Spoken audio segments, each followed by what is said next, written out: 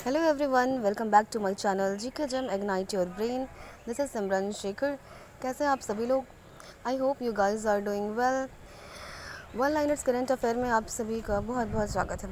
All दो this is one line current affairs, but कहीं पे भी जहाँ पे मुझे लगता है कि उससे थोड़ा सा ज़्यादा बताने की ज़रूरत है, थोड़ा सा न्यूज़ को एक्सटेंड करने की ज़रूरत है, तो वो मैं ज़रूर आपसे शेयर करती हूँ. तो चलिए बिना कोई टाइम वेस्ट किए शुरू करते हैं हमारा आज का करंट अफेयर का session. Alright. So first one is Japan to participate in the NATO summit first time. Japan जो है नाटो समिट में पहली बार पार्टिसिपेट करने वाला है. जापान के जो जापानी प्राइम मिनिस्टर हैं उनका नाम है Fumio Kishida. Fumio Kishida is the prime minister of Japan. NATO के बारे में अगर हम लोग देखें तो इसका फॉर्मेशन हुआ था 4 अप्रैल 1949 को. 30 मेंबर हैं नाटो में. हेडक्वार्टर है नाटो का ब्रसेल्स, जो कि बेल्जियम में है. बेल्जियम की का कैपिटल है एक्चुअली. सेक्रेटरी जनरल की बात करें तो जेम्स स्टोलनबर्ग. और सबसे नया मेंबर, जो रीसेंट मेंबर जो शामिल हुआ है नाटो में, वो है नॉर्थ मैसेडोनिया. ऑलराइट. और अगर एशिया के मेंबर की बात करें तो सब न्यू मेंबर जो एशियन मेंबर जो वो साउथ कोरिया है. राइट. चलो next news. Hamza Abdi Bare appointed as PM of Somalia. Hamza Abdi की बात करें तो इन्हें सोमालिया का प्रेसिडेंट अपॉइंट किया गया है. इन्होंने किसको रिप्लेस किया? मोहम्मद हुसैन रोबल को इन्होंने रिप्लेस किया. सोमालिया की कैपिटल है मोगादिशु. राइट. सो हमजा आबिदी सोमालिया के कैपिटल बने हैं. राइट. तो आप ऐसे याद करो कि अगर आपको अपना हाजमा सही रखना है तो आपको सोमवार से ही अपने डाइट पर परफेक्ट ध्यान देना होगा, है ना. सो हमजा आबिदी हमजा, आपको अपना हाजमा सही रखना है तो आपको सोमवार से ही अपनी डाइट पर पूरी तरह से कंट्रोल रखना होगा. हमजा आबिदी कहाँ के बने? प्रेम सोमालिया के. रिप्लेस किया मोहम्मद हुसैन रोबल को और सोमालिया की कैपिटल है Mogadishu. Third one is 47th meeting of GST Council to be held at Srinagar. 47वां मीटिंग जो GST council goods and services tax का जो मीटिंग होने वाला है वो होने वाला है श्रीनगर में. और ये चेयर बाई निर्मला सीतारमन से चेयर करेंगे. Next. PM Narendra Modi launched the historic torch relay for the 44th Chess Olympiad at the Indira Gandhi Stadium in New Delhi. तो PM मोदी ने, ये पहली बार एक्चुअली इंडिया में चेस ओलंपियाड हो रहा है. और अगर एशिया की बात करें तो 30 साल के बाद यहाँ पर चेस ओलंपियाड हो रहा है. सो PM मोदी ने ये torch relay, historic torch relay को लॉन्च किया है. कहाँ पर? इंदिरा गांधी स्टेडियम नई दिल्ली में. पीडीए के प्रेसिडेंट आरकेडी डॉर्कोविच ने हैंड किया ये टॉर्च मिस्टर मोदी को, जिन्होंने बाद में विश्वनाथन आनंद को ये टॉर्च दिया, हैंड ओवर किया. राइट. सो PM मोदी ने लॉन्च किया historic torch relay. 44th chess olympiad है. कहाँ पर हो रहा है? इंदिरा गांधी स्टेडियम न्यू दिल्ली में इसका टॉर्च रिले हुआ. राइट. 44वां चेस ओलंपियाड. ठीक है. चलो. फिडे के प्रेसिडेंट आरकेडी ने दिया. फर्स्ट टाइम इंडिया में हो रहा है और एशिया में 30 साल के बाद. Neeraj Chopra to lead 37 member athletic team for Commonwealth game 2022. Commonwealth game 2022 जो होने वाला है उसके लिए एथलीट फेडरेशन ऑफ इंडिया ने 37 मेंबर का एक कमेटी बनाया. राइट. 37 मेंबर की एक टीम है, 37 मेंबर का, जिसे लीड कौन करेंगे? जेवलिन थ्रोवर है नीरज चोपड़ा. आपको ये भी याद रखना है, कई बार ही पूछ लेता है ना कि ये कौन से खेल से संबंधित है. So you have to learn this also. So javelin thrower है नीरज चोपड़ा, वो इस टीम को लीड करेंगे. अपकमिंग कॉमनवेल्थ कहाँ पे होने वाला है? बर्मिंघम में होने वाला है 28 जुलाई से लेकर 8 अगस्त तक. राइट. तो इसको लीड कौन करेंगे? 37 मेंबर का जो टीम है कॉमनवेल्थ गेम 2022 के लिए, उसे लीड करेंगे जेवलिन थ्रोवर नीरज चोपड़ा. और कहाँ होने वाला है? बर्मिंघम में. ठीक है, 28 जुलाई से 8 अगस्त तक। चलिए next, education minister Dharmendra Pradhan inaugurates national yoga olympiad 2022। तो एजुकेशन मिनिस्टर कौन है? धर्मेंद्र प्रधान, राइट। अब आपको किसी भी चीज़ में प्रधान बनना है, आगे बढ़ना है, तो आपको एजुकेशन की ज़रूरत तो पड़ेगी, राइट। तो धर्मेंद्र प्रधान, आप ऐसे याद रखो, एजुकेशन मिनिस्टर कौन है? धर्मेंद्र प्रधान। नेशनल, उन्होंने क्या इनॉग्रेट किया? National yoga olympiad 2022।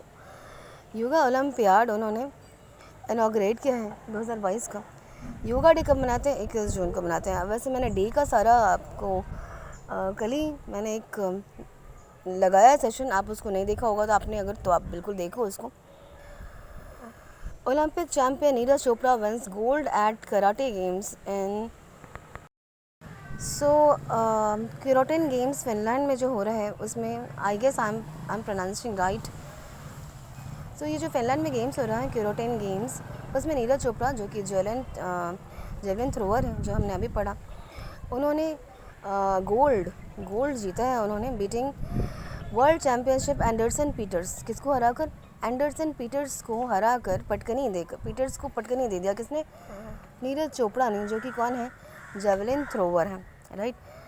तो पीटर को पटकनी देकर जेवलिन थ्रोअर नीरज चोपड़ा ने क्यूरोटिन गेम्स जो कि फिनलैंड में हो रहा था उसमें गोल्ड जीता है। चलिए next, public sector Indian bank has unveiled, क्या अनवेल्ड किया है भाई इंडियन बैंक ने? केसीसी डिजिटल रिन्यूअल स्कीम है। ये क्या है? केसीसी डिजिटल, केसीसी मतलब Kisan credit card, Kisan credit card digital renewal scheme है, enabling customers to renew their Kisan credit card account through the digital platform.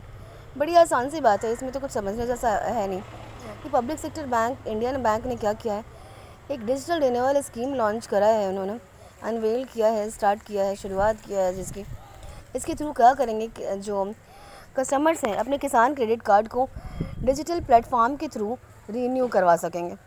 ठीक है, बस इतनी सी बात है इसमें। किसने किया है? इंडियन बैंक ने किया है। इंडियन बैंक ने इंडियन को सुविधा देने के लिए ये अनवेल किया है digital renewal platform. Next is India's science and technology department launch geospatial self certification portal. India science and tech department launches geospatial self certification portal. ये लॉन्च किया। सेल्फ सर्टिफिकेशन पोर्टल क्या है? तो अगर simply and shorted भाषा में अगर मैं आपको बताऊं तो किसी भी चीज़ में जैसे भूस्थानिक इसको बोलते हैं। सेल्फ जियो स्पैटियल मीन्स होता है भूस्थानिक, मतलब किसी एक जगह से रिलेटेड, किसी एक पर्टिकुलर प्लेस से रिलेटेड। तो किसी भी पर्टिकुलर प्लेस पर किसी काम में, जैसे कि किसी का अपॉइंटमेंट होना है या कोई किसी भी चीज़ में लगने वाला जो टाइम है ना, उसको, उस टाइम को कम करेगा। किसी भी चीज़ के किसी के भी अपॉइंटमेंट में जो अप्रूवल में लगने वाला जो टाइम है, उस टाइम को कम करने के लिए ये बहुत ही इम्पॉर्टेंट है।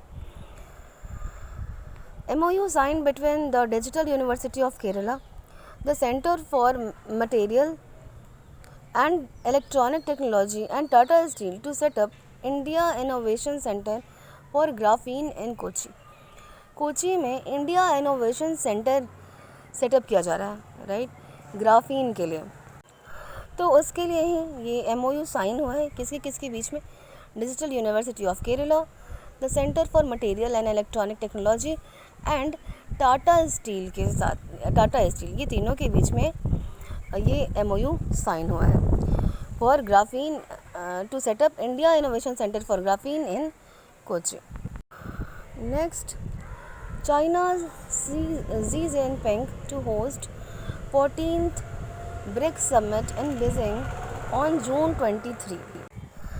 तो चाइना के Xi Jinping जो है वो होस्ट करेंगे 14th ब्रिक्स समिट जो है, जो कि बीजिंग में 23 जून को होने वाला है। उसे चाइना के Xi Jinping जो है वो होस्ट करने वाले हैं, राइट। ब्रिक्स कौन कौन से कंट्री हैं? Brazil, Russia, India, China and South Africa. Dialogue जो होगा ये वर्चुअल फॉर्मेट में होने वाला है। ये डायलॉग, इसका थीम जो है वो सस्टेनेबल डेवलपमेंट पर आधारित है। एजेंडा है इसका, थीम क्या है? Foster a global development partnership, global development partnership को फॉस्टर करना फॉर द न्यू एरा के लिए, to jointly implement the 2030 agenda for sustainable development. तो इस बार जो ब्रिक्स समिट है वो वर्चुअली हो रहा है एक तो, और उसका थीम जो है वो सस्टेनेबल डेवलपमेंट एजेंडा है।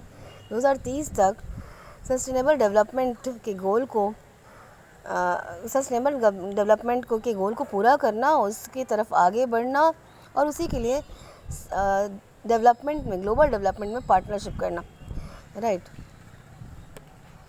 तो 23 जून को होने वाला है BRICS summit, will be hosted by China's Xi Jinping.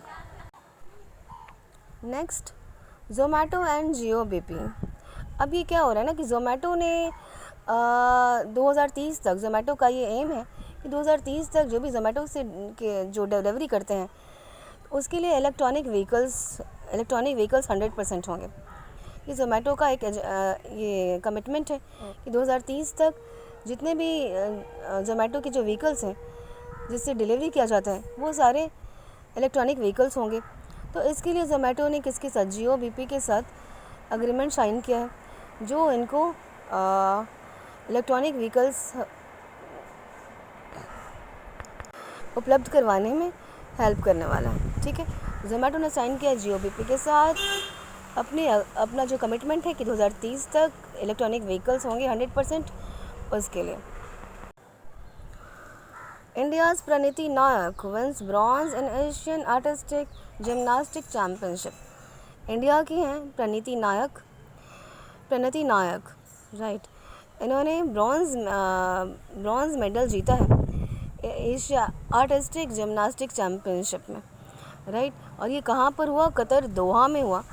ये प्रणीति का दूसरा मेडल है, दूसरी बार उन्होंने एक एशियन चैम्पियनशिप में उनका ये दूसरा मेडल है, दूसरी बार उन्होंने एक मेडल जीता है। ओनली इंडियन, वो इकलौती इंडियन है जिन्होंने कॉन्टिनेंटल चैम्पियनशिप में 2 मेडल जीता है। ठीक है, तो प्रणीति नायक, उन्होंने एशियन आर्टिस्टिक जिम्नास्टिक चैम्पियनशिप में ब्रॉन्ज मेडल जीता है प्रणीति नायक। और ये कहाँ पर चैम्पियनशिप हुआ? आर्टिस्टिक जिम्नास्टिक चैम्पियनशिप दोहा, कतर में हुआ है। और ये प्रणीति का दूसरा मेडल था, पहली making her the only Indian to win 2 medals in the continental championship. Continental championship में 2 मेडल जीतने वाली वो पहली इंडियन बन चुके हैं। Next, 3-day international literary festival Unmesha held in Himachal Pradesh. Himachal Pradesh में 3 दिन का लिटरेरी फेस्टिवल हुआ जिसका नाम क्या था? उन्मेषा। ठीक है, 3 दिन का लिटरेरी फेस्टिवल हुआ हिमाचल प्रदेश में, इसका नाम था उन्मेषा। और ये ऑर्गेनाइज्ड हुआ historic Gaiety theatre in Shimla. Organised at the, कहाँ पर ऑर्गेनाइज हुआ? Historic Gaiety theatre in Shimla में ऑर्गेनाइज हुआ हिस्टोरिक गेटी थिएटर में 3 दिन का लिटरेरी फेस्टिवल जिसका नाम था उन्मेषा। ऑलराइट, सो मिलते हैं आप अपने नेक्स्ट वीडियो में। Thank you so much for watching. June के इंपॉर्टेंट डेज़ का मैंने सेशन कल ही बनाया था और कल मैंने अपलोड भी किया है उसको, तो अगर आपने नहीं देखा तो आप देखो उसको। And I can guarantee you कि वो वीडियो देखते देखते आपको जून के सारे इंपॉर्टेंट डेज़ बिल्कुल याद हो जाएंगे, रट जाओगे आप लोग। ठीक है, तो मिलते हैं अपने नेक्स्ट वीडियो में कल, quick revision of current affair में। तब तक के लिए थैंक यू, शुक्रिया, धन्यवाद, टेक केयर।